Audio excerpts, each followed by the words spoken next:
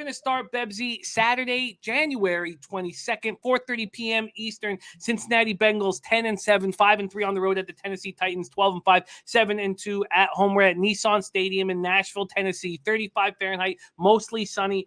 4 miles per hour is the weather.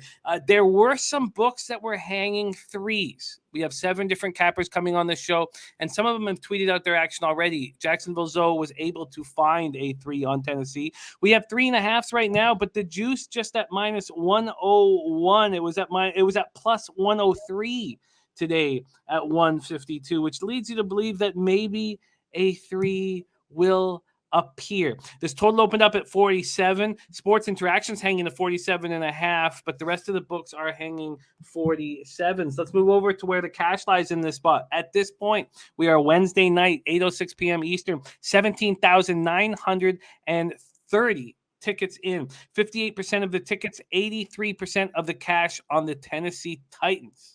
Sharp action on the Titans. 74% of tickets, 97% of cash on the over. Let's set the table. The AFC North champion Bengals coming off winning their 4th in 5 games in a somewhat underwhelming 26-19 win over the Raiders in the wild card round. Give them their first playoff victory in 31 years. Joe Burrow, 24-34, 244 yards, 2 touchdowns, no picks. Jamar Chase caught 9 passes for 116 yards. He also ran 3 times for 23 yards. CJ Uzoma looked very good. He's a tight end, big body, catches balls, doesn't miss them, caught 6 passes, 64 yards, and a touchdown. Will the Bengals be able to move the ball easily against Tennessee's bottom 10 pass defense? That is a huge question in the game because we know this. Joe Mixon will have a tough time running against the Titans' number 2 ranked run defense. Titans allowed just 3.9 yards per rush. Joe Mixon ran 17 times for 48 yards, caught 4 passes for 28 yards against the Raiders. What's he going to be able to do here against the Titans? The Bengals ranked 5th in the NFL in points per play during the regular season. What are they going to do to these Titans in Nashville? Logan Wilson was back healthy and patrolling the middle of the field. He finished with 12 tackles. Jermaine Pratt had 9 tackles and interceptions. Sam Hubbard, B.J. Hill, and Trey Hendrickson all had sacks. Defensive tackle Mike Daniels injured his groin in the first quarter, did not return. Here are the issues. Larry Ogunjobi carted off early in the third with a foot injury. He's on IR, done for the season. So you lose Ogunjobi. Finished the regular season with 7 sacks, tied for a team high, 12.5 tackles for a loss. Trey Hendrickson out with concussion in the third quarter. He's in concussion protocol. Will he be back? We're going to be dealing with this with Bosa as well in the Niners game right after this. He had 14 sacks this year. If, perchance, Hendrickson and Ogunjobi aren't on the field, well, you have an enormous problem here for the Bengals backers. They finished that game with just 2 healthy defensive tackles. This offensive line is hurting, and the absence of Riley Reif is significant. Vrabel squad, let's move over to Tennessee. Very impressive in securing the AFC's number 1 seed throughout the playoffs. Tennessee went 6-3 without Derrick Henry. Now get him back for this pivotal playoff game. Henry ran for 937 yards, 10 touchdowns in just 8 games. He also caught 18 passes for 154 yards. The Bengals defense ranks 5th against the run, but has allowed more than 100 rushing yards in 5 of his last 6 games. And Josh Jacobs ran all over them. 6.4 yards per carry. Tennessee will finally have wide receivers A.J. Brown and Julio Jones at full health. Henry, Brown, and Jones all together were only on the field for 120 of the Titans' 1,133 offensive snaps. The defense grew tremendously midseason. They went from allowing 384 yards and 26.8 points per game in the first 6 weeks to just 300 yards and 17.5 points over its final 11 games. They knew they were going to have to lock up defensively without Derrick Henry. The Titans ranked 12th in defensive DVOA, but they allowed just 20.8 points per game, the 6th fewest in the league. Their secondary has struggled at times. I've already mentioned that. They allowed the 8th most passing yards in the regular season. We've seen this team under Vrabel run to the conference championship, make it all the way to the conference championship, as well as a wild card exit. This is a healthy group. And I tell you what, Bebsy, I'm going to hand it over to you, but I am leaning heavily towards the Tennessee Titans. Take it away, Bebsy. Look, I like this Cincinnati Bengals team. It's hard not to. It's nice to see the Bengals not be hapless, and look, they had some good years. They had some winning season. winning seasons under our old pal Marv. But look, I think they run out of road here. They're coming up against a Tennessee team that very impressive to lose a star like Derrick Henry and let that galvanize this team and fight out the top seed in the AFC. And now you get yourself a bye in the first round of the playoffs. You get Derrick Henry back, and you've learned to win without him.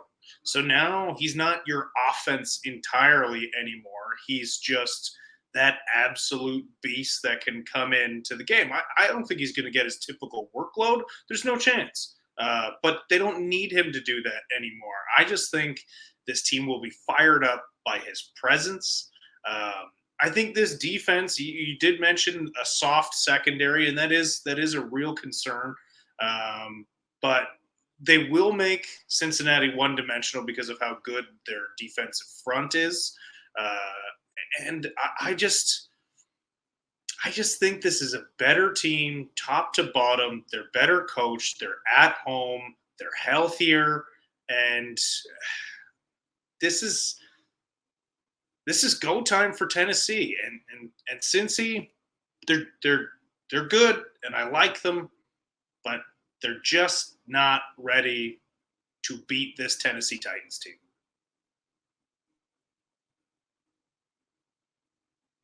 You're still muted, Jimmy. Thank you. I agree. Now, when you have Burrow and Chase, we know that they are capable of big plays. We know that they are capable of big plays. We know that Burrow is a winner. It wouldn't completely shock me if they were able to upset the Titans, but I am going to bet against it. How are you moving here in this game, Bebsy? Do you want me to take a look at what the -3 is? It's at -126 right now at Pinnacle. Do you want the 3.5 with no VIG at -101? How are you attacking this game? I think I am going to take the 3.5 for the simple reason I do think the Titans will control this game. Like I said, they're healthy. They've had some rest. The Bengals, even if they roll out everything, and I do believe, at the very least, I believe Hendrickson will play. And if he doesn't, he's so important to this team. But Burrow's banged up.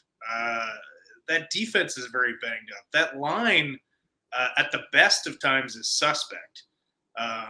So, listen, the playoffs come down so much to what happens in the trenches. And Tennessee wins that battle on both sides. I agree. I absolutely agree. Rant says Titans better in the trenches. Gerald Jones said Cincy defensive line cluster injuries. There you have it. Terry Walker liking the over as well. We're going to have 7 cappers talking about this game. So let's move on. But Bebsy has locked in the Titans -3.5 at -101 available at Pinnacle. I will do a little bit of line shopping, but that is where we stand. Let's move on. And Alex Pavone, we start with this very big Bengals Titans game that kicks off all of the playoffs. Take it away. Cincinnati Bengals, Tennessee Titans. What move are you making?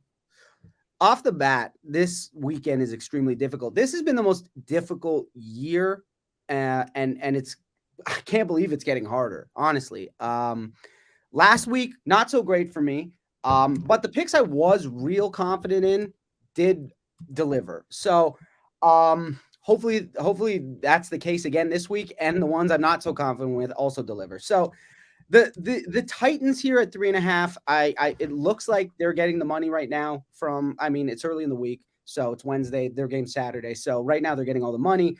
And it's sharp and public. I think it is. I think it's more sharp than public. I feel from talking to people who, are casually betting, because New York now is legal gambling. So it's just hilarious watching people acquire this gambling itch, and they've known I've gambled my whole life. So they're always coming up to me and they're like, what do you think of Hunter Henry? Is he going to get a touchdown? I'm like, bro, get away from me. Your eyeballs are all over that place. Is this how I look when I'm talking about gambling? It's frightening. But I think in terms of this game, I think that Tennessee has been disrespected all year. When you look at the AFC, you look at the Bills, you look at the Chiefs as contenders, and the Titans did nothing but win games hurt. They lost Henry, they lost AJ Brown, they lost all these guys, and they still got disrespected and won the 1 seed. And people, I'm still hearing people go, "Oh, the Titans aren't a real 1 seed." Why not? I mean, Vrabel's a great coach. He is an absolute unbelievable coach. He has these guys always rallying and ready to play. I think Cincinnati, I don't like to, assume things, but them winning last week, I think was good enough. I personally believe they won. They got the monkey off their back. They won that home game. Joe Burrow coming off that devastating knee injury this year, he gets a playoff win. It's a step up in class. The Titans are rested. They want to prove that they are a legit number 1 seed, and I believe they are. They got Derrick Henry. Is he back? Is he going to be back? He is. I mean, 3.5 here. I feel like the public and will sort of jump on Cincy towards the latter end of the week. I just don't see Cincinnati, who barely hung on against the Raiders team, who is not even in the same league as the Tennessee Titans. So give me Tennessee minus 3.5. I really like them. I think they're going to be focused and just coming into this game gangbuster style. Like Vrabel always has them. He always has them ready to go. And I think Cincinnati last week, that was not that they're not going to come in here and play hard, but they're content, I should say, with getting that win at home, and now they're playing just a whole better team. I think that's a very sound breakdown. And Terry Walker saying you make a great point about Tennessee untouchable. Jay says since he playing with the house money, yeah, they are playing with house money. You can't argue that, but so were the Raiders last week, and that's but I understand. Pavone's on the board. Titans minus 3.5, minus 101 low vig over at Pinnacle. Let's start with Cincinnati Bengals. Tennessee. And I will say just to, most of the official picks that I would give out are player props, which I haven't been able. I like to give out player props when there's a big market for it. With Pinnacle hanging them and everyone, Bet Online, and all those places. And I haven't seen any of the player props listed yet that I'm looking for. Can I come in quickly on that? Yeah, if you tweet out any player prop that you've talked about here on the show later in the week, that will count. We'll make it official and we'll celebrate it. Okay. Sounds good. All right. Okay. Take it away, my man. Bengals. Okay. Cincinnati, Tennessee. I'm assuming that all of you, because you consort with relatively smart handicappers here on this show and in your life, Jimmy the Bag, and so I'm assuming that they're going to say roughly what I'm going to say here, which is I will give an official play. I'm going to take Tennessee here. I'll list all the reasons that I'm sure they've all listed. Derrick Henry coming back is huge, right? Beginning of the year, Tennessee was very impressive. And then when he went down, statistically, they took a big dive. Now he's coming back. Of course, the injuries on the Bengals defensive line are huge. The Bengals obviously awesome. They could win this game outright, but what are the chances that happens? I'm not exactly sure that they are that the market is giving Tennessee enough credit here. Big home road discrepancy favoring Tennessee as well. Cincinnati's they're a young team, and their offense was significantly above average at home, significantly below average on the road. Tennessee's defense a little bit below average on the road, significantly above average at home. So there's that. The Titans' offensive line getting healthier and better right now. Sacks are down, rushing yardage is up, and also the head coach is coaching matters a lot. I think it's still one of the significantly undervalued factors in football, and the Titans coach with extra time to prepare has a great record. Since he joined 2018, the Titans are 8-0 straight up with more than a week of rest. Now, those are all regular season games, of course, and this is a playoff game. So, but that's just one more factor that makes me like Tennessee here. They are kind of an overvalued number 1 seed, relatively weak number 1 seed. I think we can all agree with that, but it's just not a great spot, I think, for Cincinnati. Obviously, Cincinnati legitimately awesome offensively, and maybe to hedge it out, if you want to take like a chase over receiving yardage prop to guard against an offensive explosion from Cincinnati and an outright win, I wouldn't necessarily argue against that. But I'm definitely liking Tennessee here for a lot of different reasons. They also have a better resume on the year. If you look at their strength of schedule, who they beat, how it all shook out, I think we would all agree that Tennessee has a better resume coming into this game.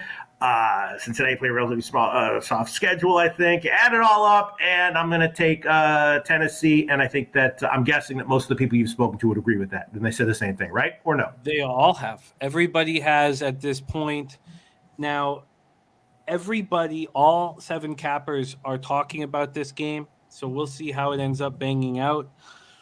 But I love hearing this. Now, how are you going to bet it, Peter? Are you going to take the -3.5 with almost no vig? Are you going to pay for the 3? I don't know. At Pinnacle, it's 3 -126. The money line -178. All right, you can throw it on my record. Whatever. -3, -126. Let's take that one, I guess. I don't know, man. Jimmy the bag. Right. Cincinnati's a great team. Explosive offensively. Ton of weapons. Burrow's legit. What do you want me to say? I don't know. Jimmy the bag. I like it. I like everything. There you go. Rangers tie it up. There you go. Let me ask you something, Jimmy the Bag. Any of the people in the comments section, are they saying watch out for the Bengals? They might win. You guys are all on the wrong side. Have you heard anyone say they like the Bengals? Not yet. And I think that makes me nervous, obviously. Right. We've all seen Let It Ride. We all saw that movie, Jimmy the Bag. You know what I'm saying? This is scary, isn't it? You're right. It is scary. But I do think that what happened to the Bengals and possibly to the Niners, we expect Warner to be back. We think Bosa will be back. But for the Bengals, losing Ogunjobi, there's 7 sacks and a team high 12.5 tackles for a loss. Gone. Then you have Trey Hendrickson in concussion protocol. There's 14 sacks. That's just – we already knew – that they had the softest or the weakest offensive line in the playoffs. Now Burrow is a winner, and that makes things difficult to cap. Sure. So, and there's Harold Williams says, I am leaning Bengals. And Dan Kelly says, I think that Joe Burrow leads a fourth quarter comeback. That's really? That's well within what he is capable of. But we have Pistol Pete Loshak on the board. Titans -3 at -126. Now we move on to the 49ers. Yeah, I will say one other thing. Sorry, just that the Bengals, were one of the worst in the league in first quarter DVOA, and the Titans, so the Titans might be a good play to, I don't know, maybe in the first quarter or the first half. Dan Kelly might be right there. The Bengals were notoriously slow starters during the year. Yeah, moving on the Titans early is a very interesting way of handling it. I still have made no moves yet in the divisional round, but let's move on. Take it away here. This is the opener of the playoffs on Saturday. Yeah, I'm going to get into that just 1 minute. I saw Dan Kelly talking about sharps, and I want to comment to everybody. Last week, if you just look at the games last week and the way the sharp money went, the Eagles were a sharp play. The Patriots were a sharp play. The Steelers, believe it or not, were a sharp play. And then the Cardinals. They all were – the lines moved early in the week, all in favor of those teams. And so I've learned capping. I can't cap sharp versus square and think I'm on the right side because I'm on the sharp side. So just wanted to make that comment because I saw Dan talking about it. And this week, I think you'll hear a lot about the sharps are on these guys like the Bills and so on. All right, so Bengals Titans. Yeah, the key entry for me here, you pointed out, and I said last week when I bet the Raiders that since he has the worst O-line, and then they lose their big defensive tackle, you're probably going to pronounce the name better than I am, Jimmy, Ogunjobi or something like that. A big loss. We talked about the tying the team lead with, I believe, 12 and a half tackles for a loss, Larry Ogunjobi. So you get Henry back, and I think Henry's going to get 15, 20 carries. You're still going to have him relieved by the old Houston. I'm trying to remember the guy's name, the one that was the lead back while he was out, Jimmy. Oh, Sorry, I missed it. Deonta Foreman, are you talking about? Foreman. Titans? Yeah, Foreman. And so Foreman will pick up maybe 10 carries here. But without Ogunjobi in there, I just see Tennessee be able to run the ball. I said it in my tweet that Tennessee's just been underrated most of the year. Most teams look at it. Vrabel's done such a great job. If you ask me, Vrabel should be coach of the year or second coach of the year. I just see Tennessee being underrated here. Everybody's looking at Joe Burrow. Tennessee's defense is not the Raiders' defense. Tennessee's defense is better. Their defensive line's been playing really well the second half of the year. This is my favorite bet of the weekend. Titans, I got it -3 at -115. I just really like this bet. And I think the public looking at Burrow, looking at that high-flying offense, the games are still won in the offense and defensive line. And I think the Titans are better on the offensive line and they're better on the defensive line. The only difference is Burrow is a better quarterback than Tannehill. So that's the one thing that's a little scary is Burrow can throw those back shoulder passes to Chase and Higgins. Very tough to defend. But I like when I have the better offensive line, the better defensive line. That's the Titans. They'll win by 4 to 10 points, somewhere in that range. I still like him at -3.5. You got it. You got that 3. It's a big move. The 3.5s are now -101. You got the 3 at -115 at playersonly.com. Excellent work there. We've now had 4 cappers on the show, and all 4 have backed these Tennessee Titans. We'll see what Brizzy, Noli Knows, and Ski Profit have to say, but that's where we stand right now. Great breakdown, Zoe. But let's get right to work. How are you making money in Bengals Titans? Yeah, Bengals Titans was a weird one, man. I really like the Burrow props over the Tannehill props. The Bengals have allowed only 3 300-yard plus passing games this season and 0 since week 8. So especially how the run game looked last week. I don't know, man. Joe Mixon did not look good last week, and the Titans' defense is a really bad matchup. The Titans' defense has allowed only 100-plus yard rusher since Jacksonville did it in week 5, and we know how we feel about Jacksonville.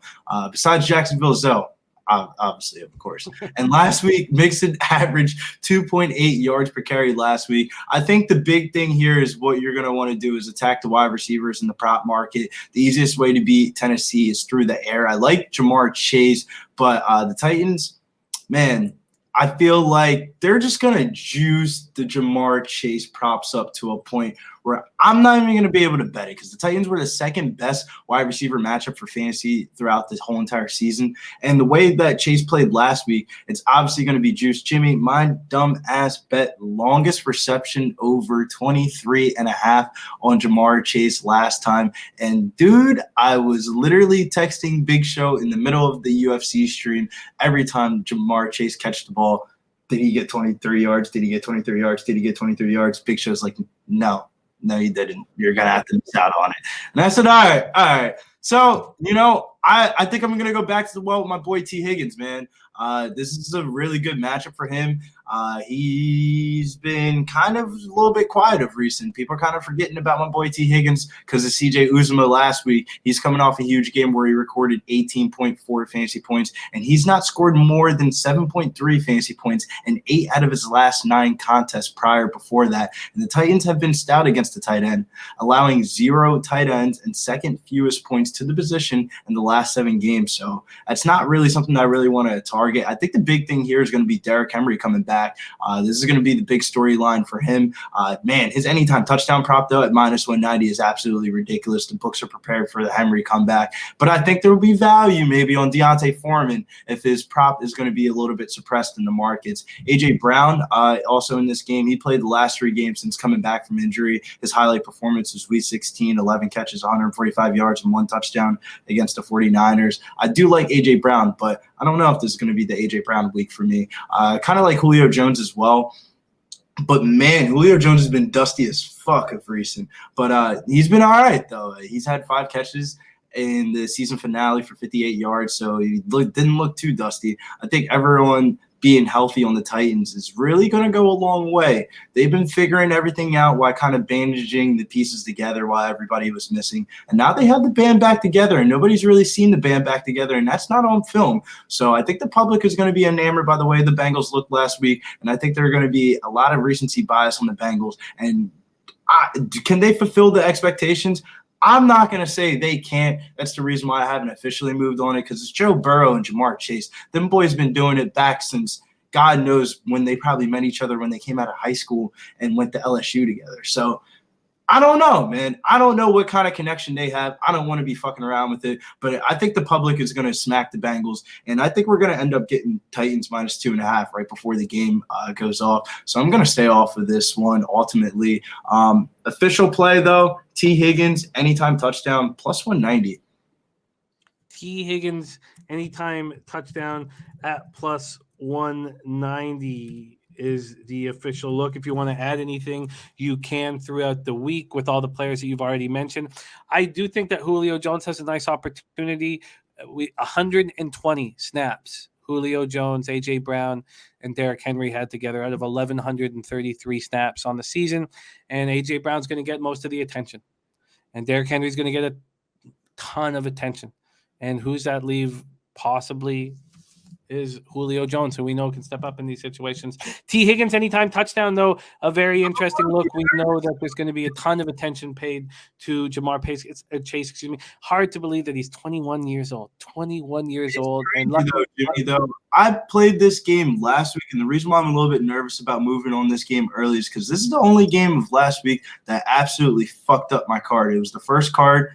It was the Bengals against the Raiders. I only picked player props, and dude, if I literally didn't pick any player props throughout that game for this weekend, I would have went up 10 units. But that game alone brought me down like 2.5 units. Just a little sketchy about it. But that's the reason why we're going back to T. Higgins. Stamp it. Let's go. +190.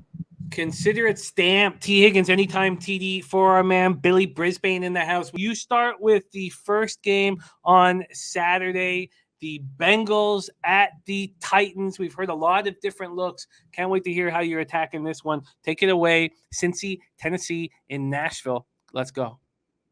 Yeah, big game, exciting game. You know, you talk about Cincinnati Bengals, feel good story over there with Joe Burrow, able to get the monkey off the back, like a lot of people have mentioned, getting the first playoff win in a long time, but still another obstacle here.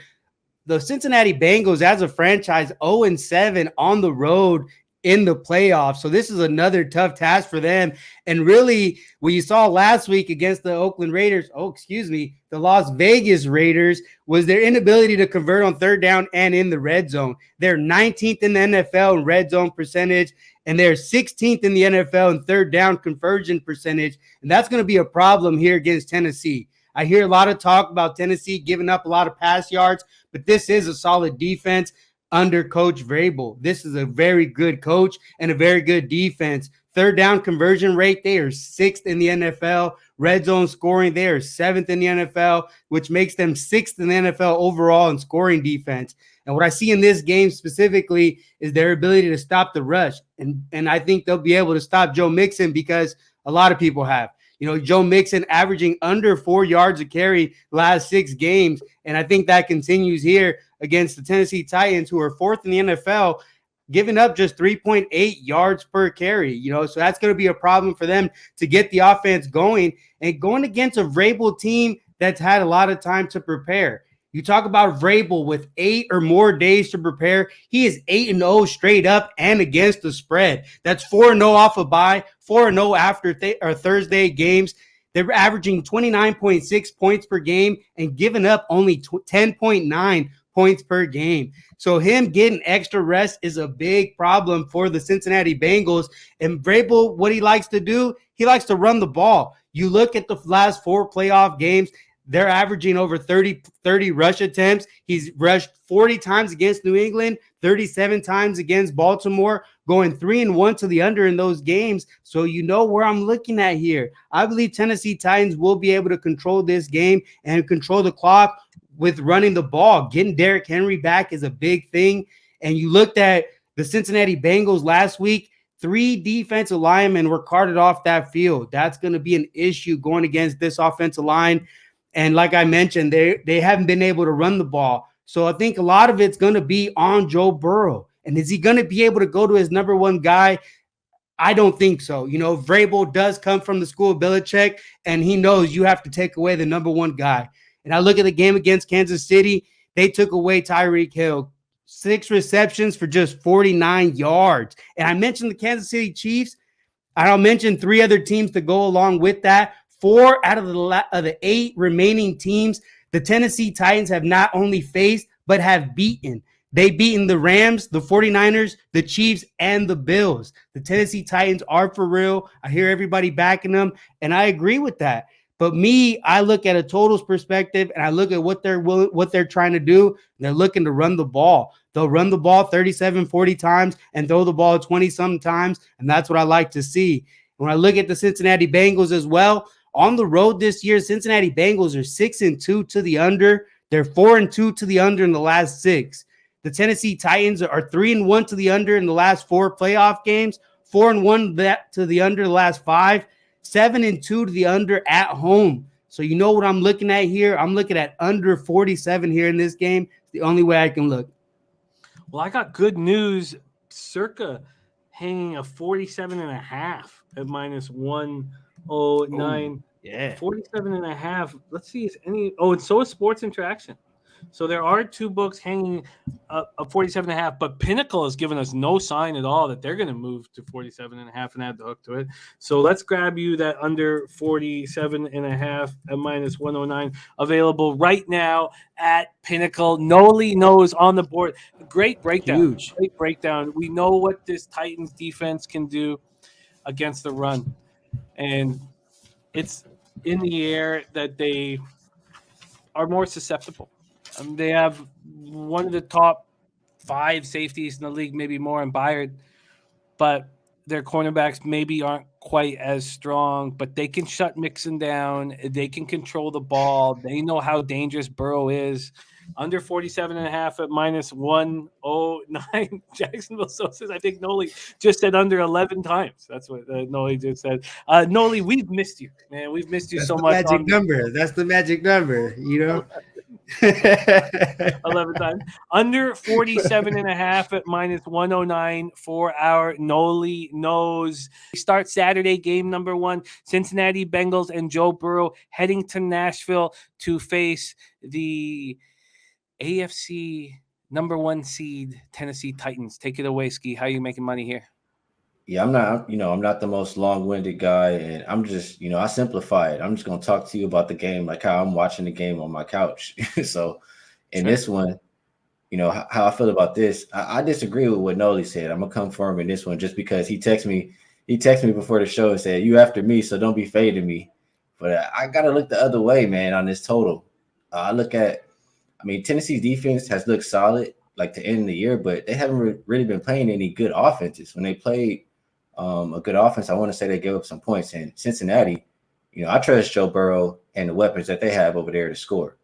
I think the problem for the Bengals is their front 7 is kind of soft. I think Tennessee, like Noli says, is going to run all over them. I also think they could pass all over them. So I see a lot of points here. I see Tennessee scoring as much as they want, and I think the Bengals, can put up a fight as well in that department. So I like the over 47. And if I had to choose, I like Tennessee's defense, or I trust Tennessee's defense more than I trust the Bengals defense. I'm not sold that Tennessee's defense is great, but I'm just saying I think they're the better unit in this game. And if you tell me also that, Derrick Henry is going to be in the game versus that Bengals front 7, like how the Raiders were running all over them, I like Tennessee in this game. So I like the over 47. I did, people started kind of calling it ski line. I put a little bit on the money line, a little bit on the spread. The money line pretty much covers the amount you're putting on the spread. So if they win, you don't lose. And if they cover, you win it all. And if they lose outright, you lose both. So that's how I like it. And that's how I played it. Are you going to make a side here official on the show, or just the over 47 at minus 107 that's available at Pinnacle right now? That's the lowest fig. Well, I can't. I mean, it's too much work for you to probably work it out the way I bet it. But yeah, just over 47 minus 3.5 and Titans money line. Easy to do that. And we had Pistol Pete Loshak deal with the same issue here. Pavone and Bebenek took the minus 3.5 at minus 101, but Loshak did take the minus 3 at minus 126. Would you prefer to keep the VIG out of it on the spread and deal with the juice on the money line? I'll take the 3.5. My bad. I'll take the 3.5 at the less juice because what I'm doing is creating my own line here pretty much. Sure. With what is the money line? Minus 180. I'm just gonna plug it in real quick. I had it earlier. Yeah, minus 180 here. We can get you a minus 178 right now at Pinnacle. Yeah, and if you're getting minus 110, you're creating a. It's messing up here. My bad. But yeah, I do both. You know what I'm saying? I'm just creating my own line here. Yeah, and if it was minus 110, you'd be creating a minus 146 line. There you go. You got my back, Jimmy. Yeah, so no, I get it. I get what you're doing here. It makes a lot of sense. And trademark that ski line shit. For sure. Minus 3.5 at minus 101, and then he's on the Titans money line. I'm not gonna act like I'm the only person who does it, but I don't see a lot of people do it in basketball or football. Only like baseball and hockey. You're right. You are absolutely right. It's a baseball NHL sort of a system. So doing it in other sports is new, and I get it and I like it. Jared TG says I need more people to bet the Bengals. So here we go. We've had 7 cappers on the show now. Brizzy went with the Higgins anytime TD, and Noli went with the under 47.5. Everybody else took the Titans. And by the way, when you said that you were that you disagreed with Noli Knows, he popped up backstage. He popped up just like, he popped up, like this perfect timing, and then he fucked off again. But he popped up. Quick look. You could tell that shot got right to him. Guys, it's fun to cap with you guys. God, just love capping with you guys. Okay, so Ski firing 3 shots at the first game on Bengals Titans over 47 at minus 107, Titans minus 3.5 at minus 101, and the Titans money line at minus 178. And we have our second rate capper right now, Ski Profit, rolling with us. And we get into the 49ers Packers game. I can't wait to hear your breakdown. Real quick. Oh, sure. Jump in, my man. One more bet, maybe. Sure. I'm thinking about it. I keep thinking about it. If I like the Titans to win this game, no matter who they face, whether it's the Chiefs or the Bills, I think they have a shot to win that game. So, maybe, a little shot on Titans to win AFC. What can I get on that? Like plus 260-ish, maybe? Well, let's see what you can get for the Titans to win the AFC. Let's just see what you can get right here. I'll just say, like, if they play the Chiefs, you could run on the Chiefs all day long, and you're going to have a healthy Henry. And, against the Bills, I do like the Bills defense, but I still think the Titans offense is good enough to compete with them too.